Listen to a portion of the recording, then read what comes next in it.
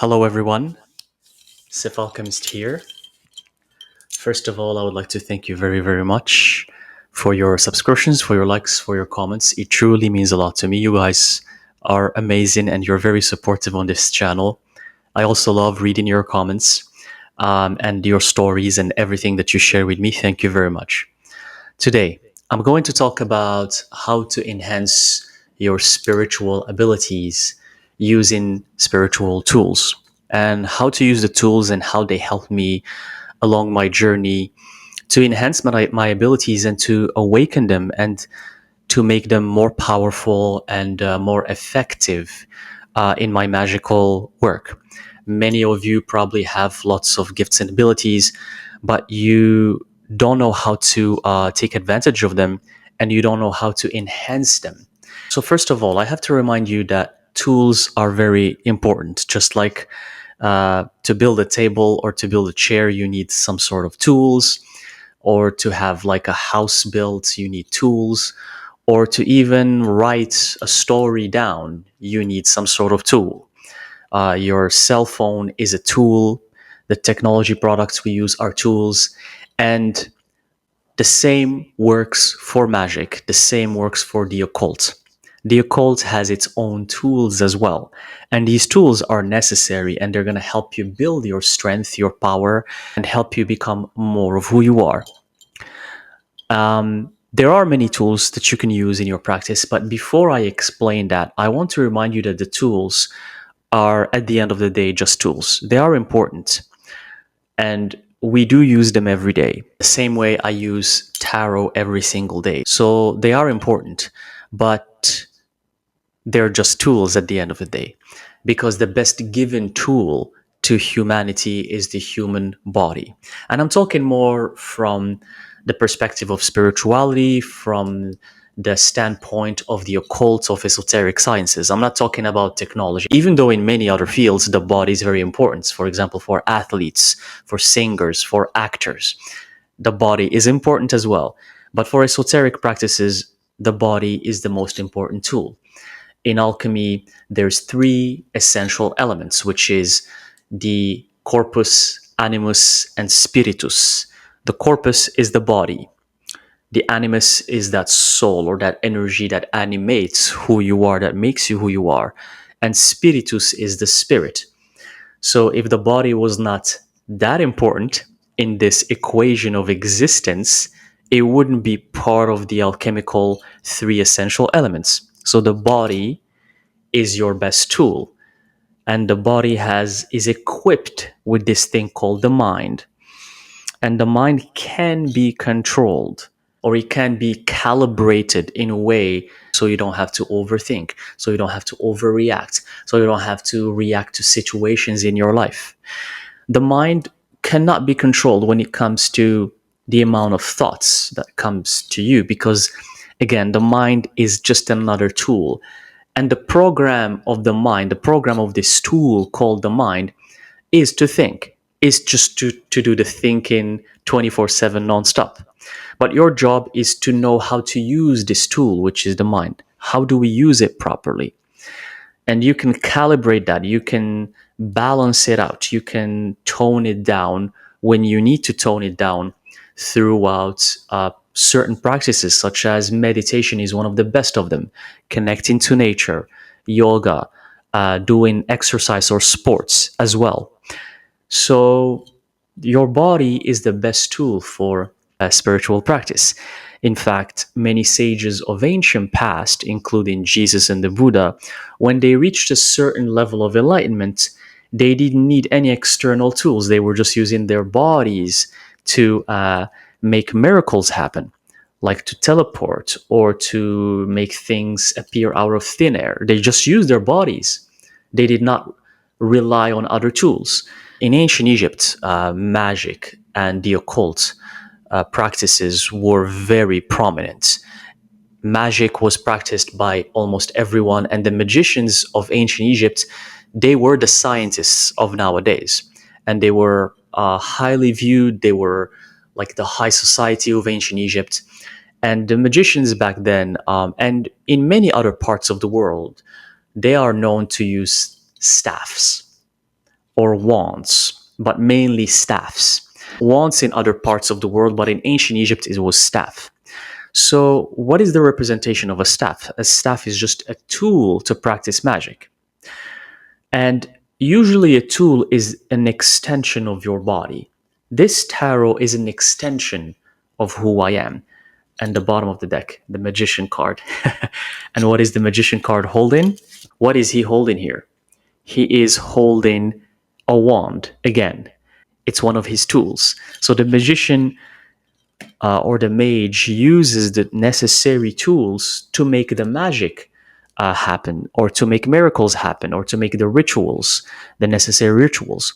So in ancient Egypt, magicians used staffs. The staff was a prominent tool of magic. And you probably all know the story with Moses, with the staffs that became serpents when the magicians threw their staffs on the floor and they became snakes. So that's all part of magic. But I want to remind you, because in the West, the tool is given a lot of power, especially nowadays. The tool is very focused on. The tool becomes everything. I need to remind you that a tool is just a tool. Before I tell you what tools you can use or not, a tool is just a tool. But in order for you to get to the point where your powers are so enhanced, to the point where you don't need any tool, you need to use a tool. But don't give it power. Don't give it power. Know that it's outside of you. Know that it's just something that can help you throughout your journey. So, one of my favorite tools that I use in my practices is tarot. Tarot is an amazing tool. It helped me awaken my abilities and take them to the next level. The reason why, see, for magic, when you use a tool, it has to have some sort of wisdom and or knowledge embedded in it. If it doesn't have it, it might be not as effective. Tarot has the 22 major arcanas. And the 22 major arcanas, they hold wisdom from ancient times since ancient Egypt. They are 22 steps of initiation. Well, they're actually 21 steps of initiation that the Fool card or the Fool has to go through. That's why the total is 22, but it's actually 21 stages of transformation, with the Fool being the one who has to go through those 21 stages of transformation. And that's why in tarot, in many tarot decks that actually follow the proper description of the major arcanas, you see that the Fool is numbered as 0. In fact, the tarot of medieval times, the very old tarot decks, the Fool card didn't have any number. It didn't have even 0. But with recent tarots, such as the Thoth deck from Aleister Crowley and the Rider Waite deck, they started numbering the Fool card as 0. So the Fool has to go through the 21 stages of transformation. And 21 is basically 3 times 7. And you're going to ask, what 3? It's the 3 main stages of alchemy, which is nigredo, albedo, and rubedo, the darkening, the whitening, and then the reddening. And in each phase, there is 7 stages of transformation. That's why 3 times 7, it gives you 21. You see these correlations, and there's a lot of connections with tarot and the transformation you have to go through and you awaken your abilities. So using it as a tool for divination, for answering questions, for knowing who you are, and most importantly, studying the 22 major arcanas. That's for me what I did in my journey.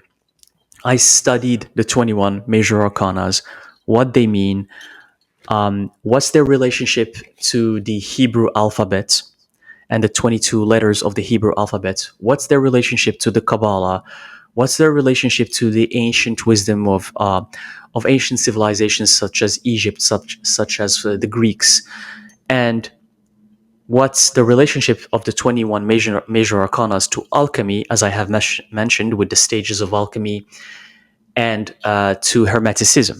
So it's all interconnected. When you pick up tarot, you automatically start delving in the realm of alchemy, in the realm of Hermeticism.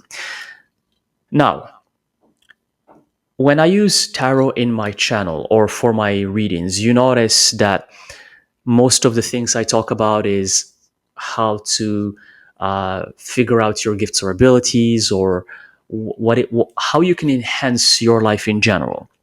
Abusing tools and abusing tarot is another thing that's a problem in this kind of esoteric occult sciences. Um, Abusing a tool is to start using it for stupid things and for mundane things like should I go to this restaurant or to that restaurant? Should I eat this or should I eat that? Should I go here at 3 p.m. or at 4 p.m.? Like using tarot for that is kind of it, you kind of start to take away the divinity out of tarot. Tarot is not divine anymore.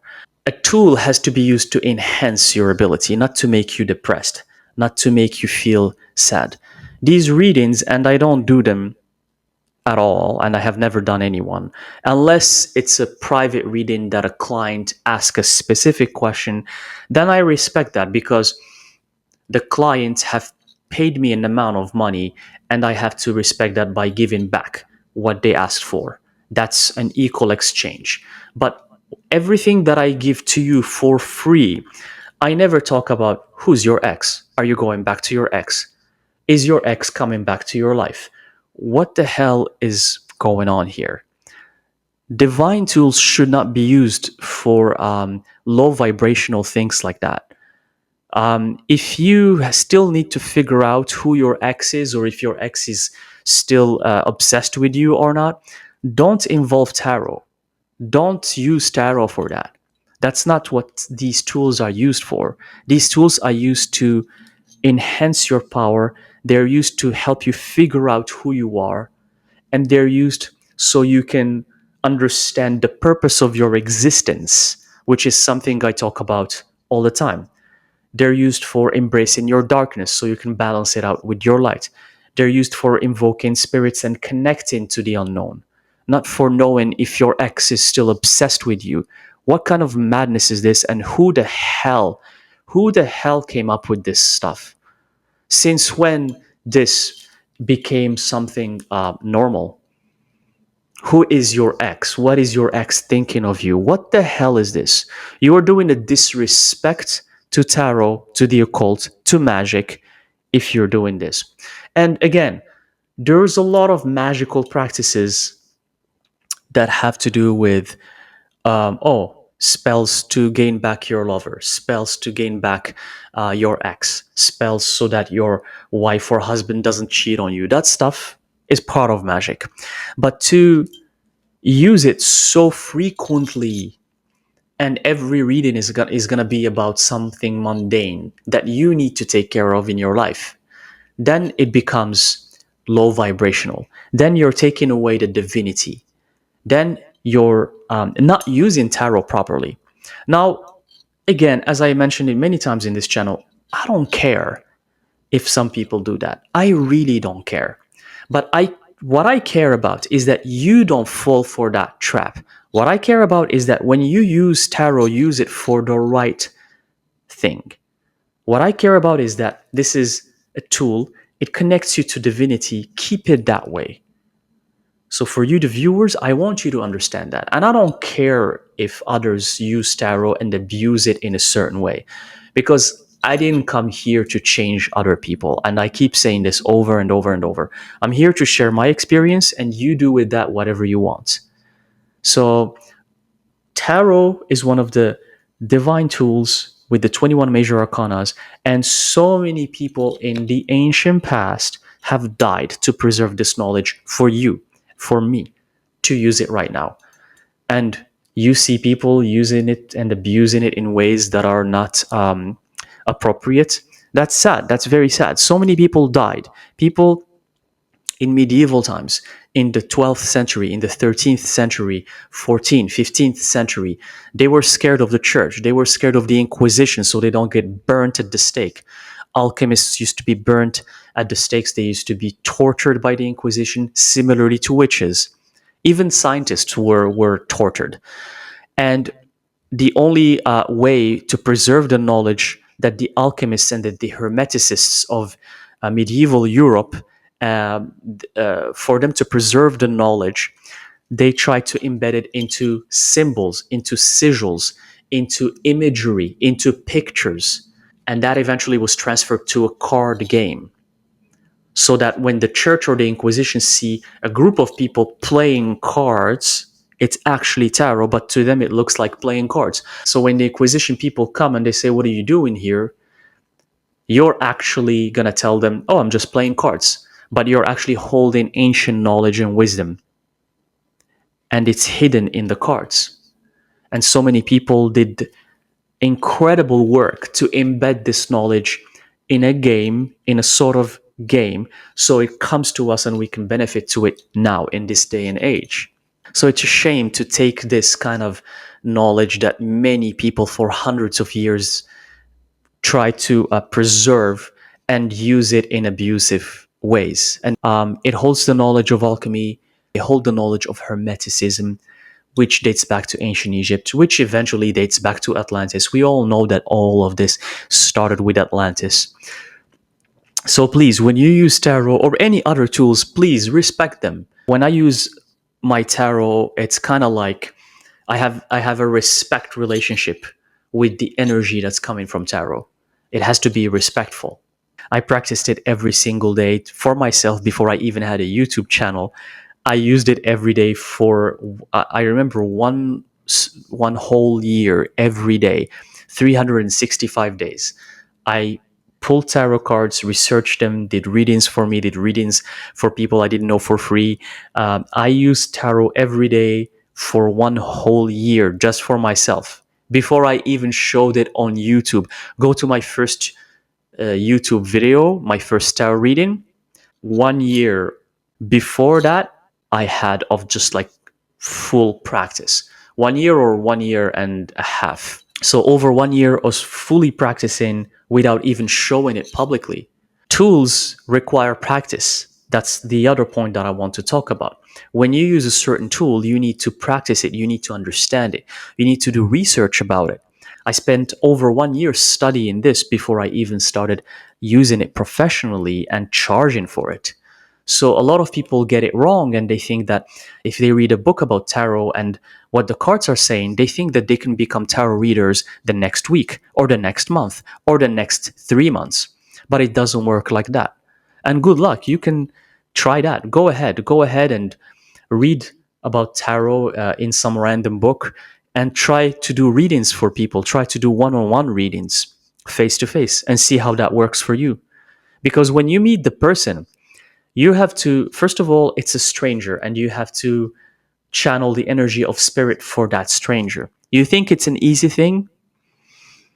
Why do you think most tarot channels on YouTube don't do private readings? They don't do one on one readings. Have you ever thought about that? There's hundreds of tarot readers on YouTube that don't do one on one readings. They don't provide that service. You know why? Because it's not easy. You think it's an easy thing to meet a stranger that you've never met before and read for them? It's not easy. It's not for the faint hearted. Which brings me to my interaction with Ina Witch for the first time, where she gave me a tarot reading in a spiritual store. In that spiritual store, she used to do tarot readings for people and give tarot workshops for people. And she did the reading for me, and that interaction was very inspiring to me because she was able to give me answers that were so helpful back then for what I needed to know about my path, about everything in my life. And that was inspiring to me. And I thought this tool is incredible. I need to learn more about it. So learn about the tool and understand the tool, build a connection with the tool before you start using it, before you even start charging for your services. Build a connection with your tool. For example, you're going to ask me, well, how do I do that? You're going to ask questions, for example, instead of about if your ex is still obsessed with you or not, or who's going to be your next ex person, or I don't know, even those kind of things. Ask a question about your gifts. see what the tarot says about your gifts and abilities, then ask a question about how to use those gifts, then ask a question if you should use this gift in this way or that way, and then start building a connection, start building a story about yourself. You want to go through to do a retreat somewhere, but you're confused between two countries. You don't know if that retreat you need to do it in Costa Rica or Bali. I'm just giving you examples. I don't know. Ask tarot. Where is the best? Dear, talk to tarot like this. You're basically talking to spirit, but it's through tarot. Dear spirit, I want to do a retreat to enhance my soul and to grow spiritually, whatever that retreat is. It's a meditation retreat, it's a yoga retreat, but there's one in Costa Rica, there's one in Bali. I don't know which one to go to. Ask Tarot about that. For things like this, not about who's going to be the next person you're going to hook up with who eventually will become your ex. Please, raise your vibrations. We're here to raise our vibrations. Another amazing spiritual tool that you can use to enhance your practices is crystals. I love crystals. I don't talk about them a lot, but I love them so much. And I use them a lot in the beginning of my journey. In the beginning, and I mentioned this in another episode when um, my third eye opened and I started seeing these spirits and stuff like that. I used crystals a lot. And this is something that you're going to find around the world, like for spiritual awakening, for spiritual growth. And the people who just have had a spiritual awakening in any shape or form, I highly recommend you to first connect with crystals. Um, Crystals are beautiful. They come from nature. They have different purposes. Um, for example, amethyst. And you can associate the color to the stage of your spiritual growth. Amethyst, the color is purple. The color purple is associated with the crown chakra. And purple is the last color of the visible spectrum to us. That means beyond violet or purple, another name for it is violet, it's ultraviolet. That means it's the spirit realm, it's what we can't see. The ultraviolet we can't see. So that's why it's the crown chakra, because it's the last point of energy that connects directly to the spirit realm.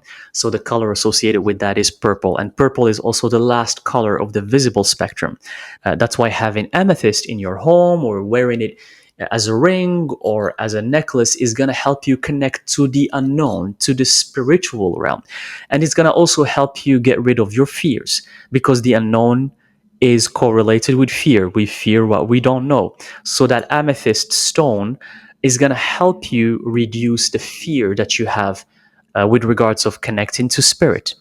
I had a lot of amethyst stones, and I had many necklaces that had amethysts in them, and I used to wear them daily in the beginning of my spiritual journey. I used to love amethyst. Another stone I loved a lot is obsidian, like these obsidian or tourmaline, obsidian, black tourmaline, blue tourmaline, and I had these huge obsidian rocks that were in my home. Now I'm a nomad and I travel from one place to another, from one country to another. So I don't have that with me anymore. I had to let it go because it served its purpose. But I used to have these huge obsidian stones, and obsidian or any black, the color black, obsidian, black tourmaline, black onyx, shungite. Shungite is amazing. I used to have this pyramid made out of shungite. All of these black rocks can help you reduce your fear, embrace your darkness, embrace your power, embrace who you are, become stronger, become confident. So having them around is going to help you with that. Even this ring, I have a black onyx on it. So this is always to remind me of my power. But these stones are also amazing for protection from malicious spirits, from the evil eye. And when you have them around, your home is going to be protected. I see them as like they suck this negative energy.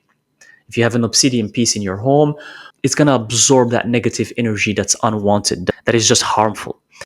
A clear quartz, again, or selenite was also one of my favorite stones. I used it a lot for my meditations when I wanted to feel calm, when I wanted to feel peace, when I wanted to feel just like in unity with the universe, because the quartz is clear, and what's clear is basically light because it lets the lights through. That means that it's not holding anything. It's light, it's beautiful, it's like something enlightening. It's not something that's holding energy.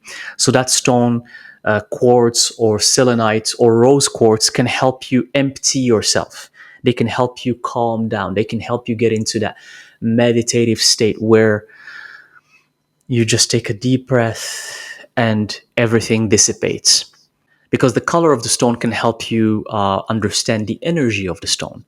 And I used quartz a lot, and I had also the selenite piece that I wore every day because I wanted to connect to my divine feminine. Selenite can help you connect to the moon, connect to the divine feminine, and connect to your divine feminine side, which is essential if you have a strong masculine side. And masculine energy is correlated with the physical realm.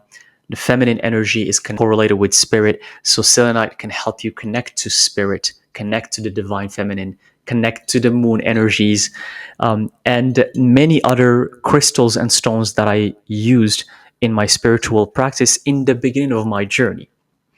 Now I don't have crystals as much.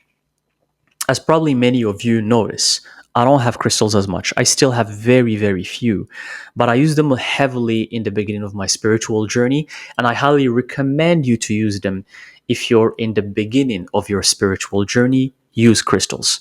Again, with crystals, they can be abused as well, and I have mentioned this in my previous episode where there's this thing about charging crystals. Use the crystal, use it until it's drained, and then charge it again. No, crystals are just like humans. They're like any other living being. When they serve their purpose, you use them and you drain them, and they're out of energy. Turn them back to earth. Take them back to nature. Bury them in the ground. Let them rest in peace. And get another crystal. Get another stone. So it's not about charging and abusing. This is the problem with abusing these tools. That's the way to abuse crystals. And then I mentioned earlier how you can abuse tarot as well. So don't abuse the tool. It's like what, you're going to use the rock for 10 years and you still want to charge it over and over and over because you think it's immortal. For example, with amethyst, one way to know that it's drained is you see the color becoming faded. The purple color of the amethyst, when it becomes super faded and it's almost not there, know that the rock has served its purpose and you need to turn it back into nature. That's it. The same with selenite. With selenite, you're going to notice that this poor selenite, and it happened to me with my rock that I was using, you're going to notice that the rock's energy is not powerful anymore. When you hold it in your hand, you're not going to feel it as much. When that happens, put it back in nature. Let it rest in peace. Let it continue its path and get another selenite if that's what you want. I used to also charge crystals, but because that's the information you find online. And I don't blame you if you do so, because in the spiritual new age community, that's what's shared. You're gonna buy books about crystals and they're gonna tell you charge the crystal, charge it under the moonlight, charge it, bury it in the ground, and it's gonna charge overnight and then take it back. I don't know, and other methods of charging crystals. But you can charge crystals if you still use them when they're at their peak. The crystal has to be at its peak. For example, you use it for ritual and you're like, okay, I need to charge it. I'm going to put it under the moonlight. Sure, I agree with you with that. But when you use a crystal for years and years, when you have a crystal for like 5, 6 years, and you notice that the crystal's energy, and you guys, you can feel energy. I suppose you can feel energy. So when you hold the crystal, you're going to notice that the poor crystal's energy is drained. It's gone. It's not there anymore. At that point, please return it back to nature and just get yourself another one. That's all there is to it. Don't be too attached to everything. Being attached to things is what's going to keep you stuck in the physical reality. Being attached to objects is what keeps many souls trapped after death, unfortunately, and they don't pass on to the next level. So try to remove this attachment. If you use a tool and it served its purpose, it's fine, let it go. But crystals are amazing tools that will help you connect to the spirit realm, that will help you heal. For healing, a lot of Reiki healers use crystals in their healing sessions.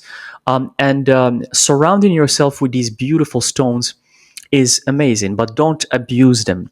And make sure you know the sources of these crystals. Make sure that they're real, first of all, because there are many fake crystals. You might, and you think that you're using a real crystal, but it's actually resin or some other material that's fake. So be careful. Make sure that the crystal you're buying is comes from nature. Make sure that it's harvested or mined in a sustainable way. Crystals are just as alive as us. And there are people who go and abuse a certain area of the mountain or of the cave, and they just take everything there just for the sake of money, for the sake of selling it. And humans are known for abusing things, anyways. So try to make sure that whatever crystal you use doesn't come from a source that abuses crystals, that abuses the area, for example, the area where they mine that crystal. Because yes, we can use nature to help ourselves grow, but we can't abuse nature. It's the same for eating meat. For people who want to eat meat, yes, but sure, but look how humans are abusing animals just for the sake of eating meat. That's the biggest problem with humanity. And they do it for meat, they do it for crystals, they do it for everything, for forests. So do some research about where the crystal is coming from. And the best crystal you can use is the one you get yourself. For example, for amethysts in some areas in North America, you can go to areas where they allow you to go and mine your own amethyst. And it's you can use it in raw form. Oh, by the way, and crystals, using them in raw form is better because it's close to their original state, not the tumbled ones, the shiny tumbled ones. No, those are. It's like eating processed food. They have been processed. They have gone through a lot of changes. Yes, they still probably hold their energy, but it's not as using a raw crystal. So when you use a crystal, try to use the raw form. Even though it's not going to look pretty and shiny and glossy, it's going to look like raw and rugged, but it holds more energy. Crystals are amazing. I don't use them as much because I moved on from that stage. And I prefer to let them rest in peace in nature. I might buy crystals every now and then, but first of all, it has to speak to me. Nowadays, in my journey, I only get the things that speak to me. I never buy any tools just because I'm bored or just for fun or just because, oh, I just. No, every tarot deck I pick, every piece of jewelry I pick, every single thing is it calls me. It's like I know that I have to have that because it's gonna help me in my journey. So and that's why I don't even use 10,000 tarot decks. I have a lot of decks, but I know that some other readers have hundreds of decks. Hundreds. I don't have that much. I only have a few decks. And either they were given to me or the all the other ones I bought because they called me. They're like, when I go to the store, I see it, my eyes can't it can't get away from the deck. It just can't, and then I get it. So the same goes for crystal jewelry. Is a beautiful tool that you can use for protection. As you can see, I wear a lot of jewelry, and it's not just for decor; it's for protection. It's to repel certain energies. It's to repel the evil eye, because jewelries are made from metal, and metal holds the bad energy.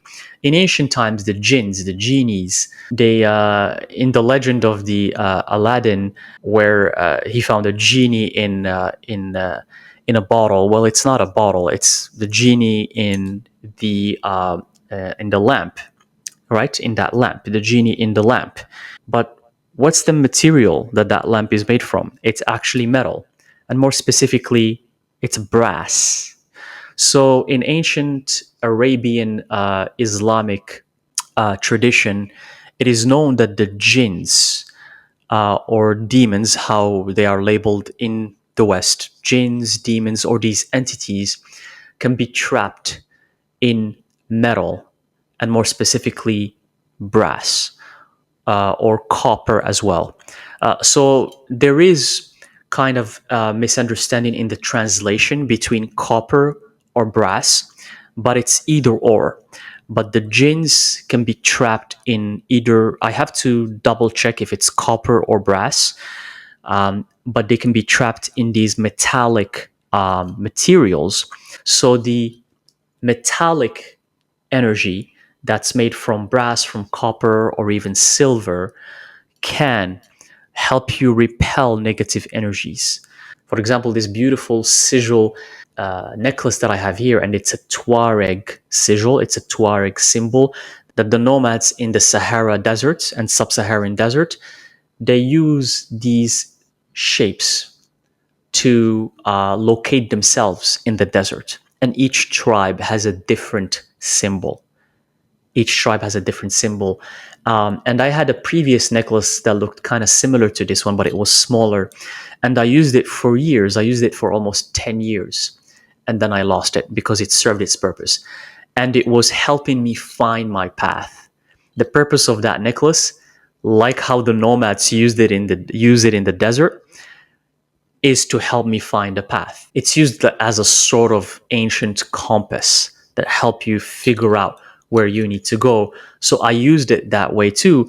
And when I bought it, I didn't even know what it was, and I didn't know why I bought it. I just, again, when things speak to me, I get them. And I learned later that it's used that way. And not only was my favorite necklace, but I used it, I wore it every single day when I was trying to find my path. You see that there's no coincidences in life, there's no randomness. I wore it every day when I was trying to figure out what I need to do with my life.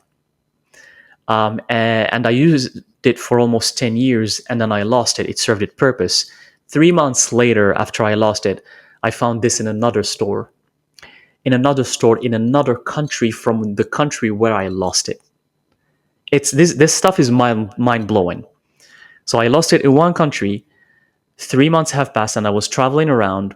3 months have passed, and I was walking in this other country, and I see it randomly in a store just there staring at me. And the shape is identical to the previous one I had. Identical. But this one is much bigger. The previous one was smaller and thinner too. This one is thicker and bigger. And I bought it right away. I was so happy. I was so excited. But I don't wear it as much as before because I found my path. I know my path. I still wear it sometimes because it gives me protection from being strayed away from my path, from the evil eye, from harm. So when I'm wearing it, I know that I'm always on the right path. So you can associate the jewelry that you buy, and the jewelry can have crystals in them. They can be use always real metals, by the way. Use silver, gold, copper, brass. Use real metals. So you associate and intend something with each piece of jewelry. For example, this ring here, the emerald ring, can help me always uh, find answers about the unknown, about the occult, because the color of the occult is green. That's why the emerald tablet of Hermes Trismegistus, it's an emerald tablet, and the emerald is green. The language of the birds in alchemy, which is a language used to code the messages between the alchemists, to code the knowledge, similarly to sigils and pictures. Another way to code the knowledge is the language of the birds. Another name for it is also the green language. The green is the color of the unknown, it's the color of the occult. Wearing this ring helps me find the answers I'm looking for about knowledge, about hidden knowledge, wisdom, ancient knowledge that no one knows. So each piece of jewelry you wear, you can associate it with a certain aspect of your life for protection. It could be either for protection, it could be for abundance, it could be for connecting to spirit, for having more knowledge, it could be for invoking spirits. Maybe one piece of jewelry helps you always to connect to a certain deity or to a certain guardian spirit or guardian demon. I have this other ring with the Ankh on it. It helps me always connect to my roots from the ancient Egyptian civilization and ancient Atlantis. I have the other ring that I wear many times. I'm not wearing it today, which has the hexagram on it, the Seal of Solomon. That helps with protection. It helps during my rituals to invoke spirits and entities, because it has the hexagram shape on it and it has some divine writings as well on top of that. So don't wear jewelry randomly. We're not in the realm of fashion. This is not fashion. This is not for decor. Everything has a meaning. Everything you wear has to help you in your spiritual growth. That's why jewelry is also an amazing tool, because it follows you everywhere. Wearing earrings, for me, it's not for decor. I'm not wearing earrings because it's a trend. I'm wearing earrings because they can provide protection from the side, from the evil eye. If you're walking straight forward and someone is on the side, is staring at you and you don't notice them, and they're just sending you some intense evil eye, the earring can take that energy. It can repel it. It can take it and repel it, and that energy doesn't reach your auric field. The earrings that I wear here that are dangling, the dangling earrings like these or other ones I have, when I wear them, they help me feel that I'm grounded because it's weight on my ears. And if someone takes your ears and do this to you, you feel like you're pulled down to the physical reality.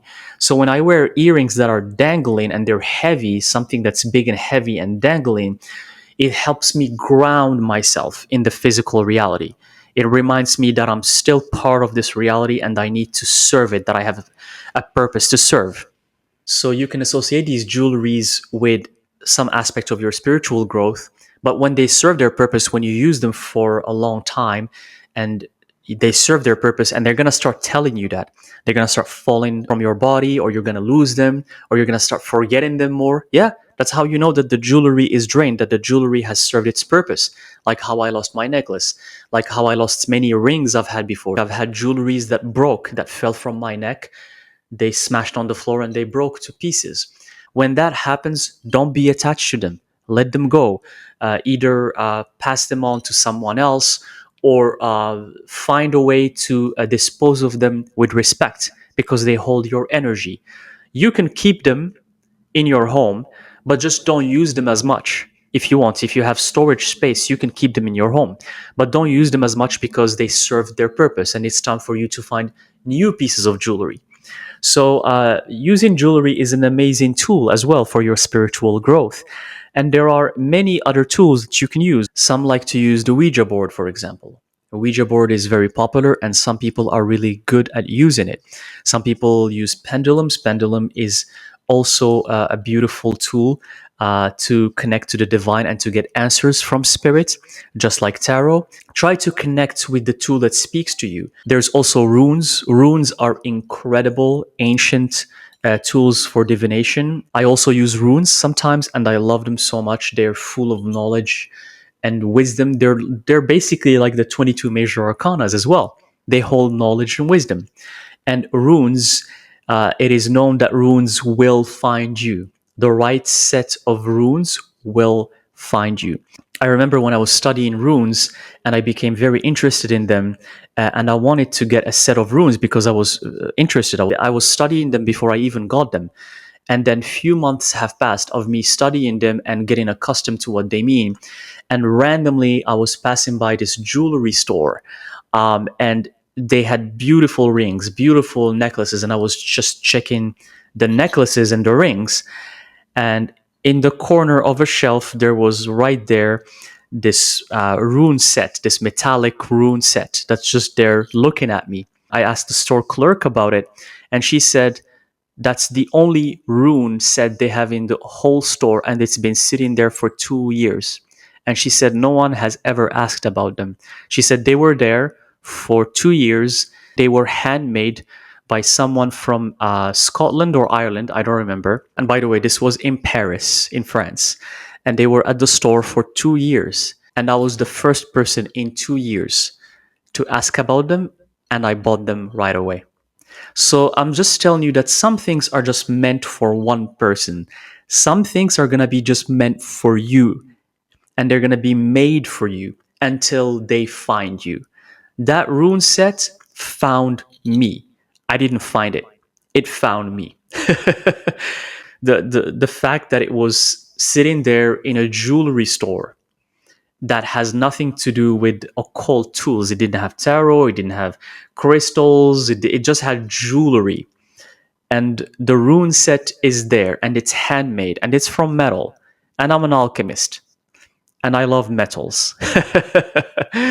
So everything clicked. And that's how magic works. Your magical tools will find you. And each rune has a meaning. And they're actually amazing tools of divination. Every time I use runes, they give me amazing messages. Like the runes will always tell you the right answers. Every time you pull runes, they're going to tell you exactly what you need to do or the path you need to take. They're like tarot, they don't lie. So I highly, highly recommend you to study runes, but they remember that runes will find you. Don't go looking for them. If you go looking for them, you're not going to find them. Your set of runes is going to find you at the right time, at the right moment. And it does mean that you need to have connections with Norse mythology, you need to have connection with ancient North civilizations, with the Vikings to use runes. It doesn't mean that. It does mean that you have to have a connection with the Nordic cultures. If runes speak to you, they will speak to you, and you can use them no matter where you are from the whole world. And the same works for every tool, every crystal, every tarot. It doesn't matter where you're from. And another amazing tool that I want to talk about is wands, or atame, which are daggers basically, or knives. These are tools that have been used by mages and witches for hundreds and thousands of years. So we have atames, which are knives or daggers. We have wands, and we have staffs. These can be used as extensions of your body. So in your rituals, you're going to find yourself using the wand in a certain way, and the wand usually will guide you. There are certain ways to use the wand properly, or the staff as well. The staff and the wand are kind of similar, just the staff is used for a different purpose than a wand. So staffs and wands are used differently depending on the situation, depending on the ritual, depending on the magical application. But they're very similar. This for atame, a lot of people in witchcraft and a lot of witches use atames, which are daggers, and you can use them for your rituals of invocation, of protection, of hexing. They're amazing. Atames are amazing for hexing. And wands, you can use them in ways to protect yourself, or to harness the energy around you, or to cast a spell as well. Basically, I mean, there are movies that portray this, like, Harry Potter, but that's kind of it's kind of gimmicky. It's not like that. It doesn't work like you hold the wand and you say da da da. It's when you do it in real life, it's more serious. But you have to know what you're doing with wands, with staffs, with daggers, because that involves rituals. And when you do rituals, you have to know what you're doing in the ritual. You can't just use that for fun. This is not fun stuff. This is not movies. It's real magic. It's real practice. You have to know how to use it properly. The energies are going to be present. When you do an invocation, when you do a spell, the energies are going to come, and the wand usually guides you for that. The wand guides you for how to invoke these spirits. This, my wand here, it's actually not just a wand, it's actually a dagger as well. This I found it in an antique store in the Mediterranean, and it called me from far away. Like I saw it, I didn't even ask questions, and I bought it because I just heard it so loudly calling me. It has a spirit attached to it. It's not just a decor. It's antique, it's very old. And when I asked the store owner, I told him, "So is that a?" And he said, "This is a dagger. It's a knife, and it does look like a wand. So it doubles as a wand for rituals and a dagger, and it has been used in tribal war. It's not a decor dagger. It's a dagger. It's a that has been used in tribal wars and for hunting as well by African tribes." The store owner told me it's from a tribe in Africa, and it was used from a special tree that can only be found in that region. But forgive me because I don't remember the name of the tree, but I have that information. I can find it. I just have to look for it. But it's a tree that's only found in a region of Africa. It's a special tree, and it's from a tribe there. It's a dagger, but it's also a wand. It doubles as a wand as well, and I use it for my rituals. So this just to show you that when you find the right tool, it's gonna call you. For most magical tools, you don't need to go look for them. You're gonna be just browsing on a Tuesday evening somewhere in a random store, and you're gonna find something, bam, and then that's your tool. It's not you dressing up and going specifically to find something. It doesn't work like that. You can, of course, you can do that for fun. You can go to some store to shop for something. You might find something there. I'm not saying I'm not giving ultimatums here, but usually the right tools, they will find you, and they will find you in the most unexpected ways and the most unexpected times. That's when they're gonna find you. When you expect it the least, they're gonna be there for you. But I think I'm going to stop here. I hope that what I shared with you about tools can help you along your journey. There's way more to this. There's many, many tools that you can use for your magical practices. But the ones I mentioned in this video, start with them. They're amazing. You can use them for your growth. They're going to help you. They help me and they will help you. But please remember two things. One, study the tool, research it before you start even using it, build that connection with it, see what it's all about, try to find anything you can about it and learn it, then start practicing it. And number two, please don't abuse the tool. Don't abuse it. Use it with respect. Use it for that specific time. It's gonna help you with whatever you need. And when it's delivered its purpose, when it's done, please don't get attached to it. You can let it rest in peace. And the same works with tarot. One day will come when I'm not gonna use this tarot anymore and it's not going to be part of my life. This is not forever, a forever thing. And I'm going to just have it in the shelf and I'm going to use it less and less and less. The same works for anything, because remember, the goal of using tools is that one day, you become the ultimate tool. One day comes where you're not going to need any tool. You're not going to need a single tool. You're not going to need a wand. You're not going to need tarot. You're not going to need crystals. You're not going to need jewelry. One day comes when you reach that level of enlightenment and you are fully connected to spirit. You're in that nirvana stage. Then you don't need any tool whatsoever, because you have the best tool that was given to you, your own body, the corpus. Okay? So I hope this helps. Let me know in the comment section, what are your favorite tools? What are the tools that you use in your magical practices? And how did you find your tools? I'm more really curious about, how do you find your tools? Do you just go to shop for them? Or do they find you? And if they find you, how did that happen? Because your stories are amazing. They're inspirational for me and for others who read them as well. Um, and I love to read them. Again, thank you very much. And let me know if you have any questions in the comment section. I can answer them in the next episode. All right. Thank you very much. I appreciate it. And I'll see you in the next video. Suremech is arrosh isan korachos iteren.